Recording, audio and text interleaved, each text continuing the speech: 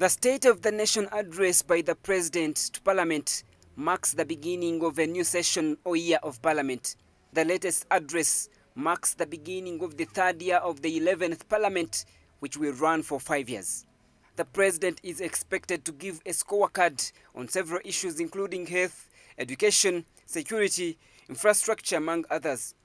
The State of the Nation address is a requirement under Article 101 of the Constitution of the Republic of Uganda. He's supposed to tell us the status of the nation in security, in health, in education, in the poverty levels, infrastructure, roads and everything.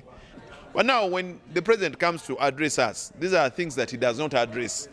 He doesn't draw a baseline that we had last year. We had maybe 1 million tourists. This year we are targeting 1.5. The other year we shall be at this. We have increased this by this. This is something that he does not give us outrightly. While members of the ruling NRM party gathered at Kololo Independence Grounds to listen to the presidential address, opposition legislators led by the leader of opposition in Parliament, Matthias Mpuga, shunned the address.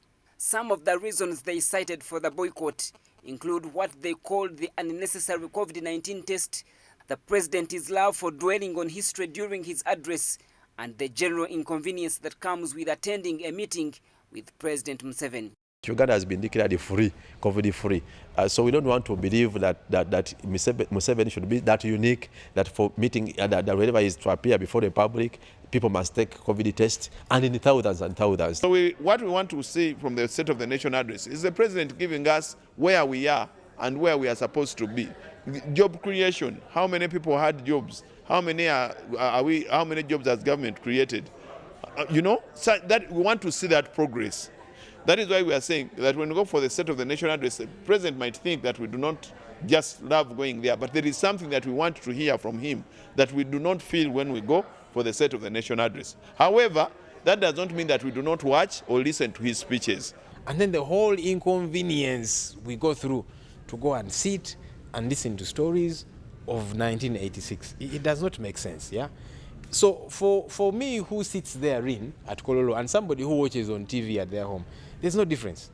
In fact, the difference is that me, I've gone through an inconvenience. According to the members of Parliament, President Museveni has turned the State of the Nation address into a ritual where he teaches the NRM ideology while sidestepping critical issues affecting ordinary Ugandans. The State of the Nation address should be actually a bit interactive.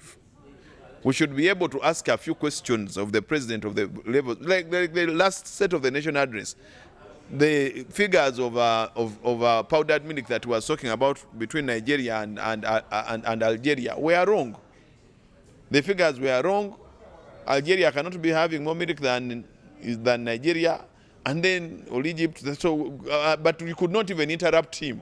That's why we are saying there should be some bit of interaction, at least of around 10, 15 questions. At that point, somebody would go and attend. But what we are saying is let it stop being just a ritual. Can it have meaning? Can you address critical issues that are going on in the country that are of concern to the ordinary Ugandan citizen? That's what is imperative.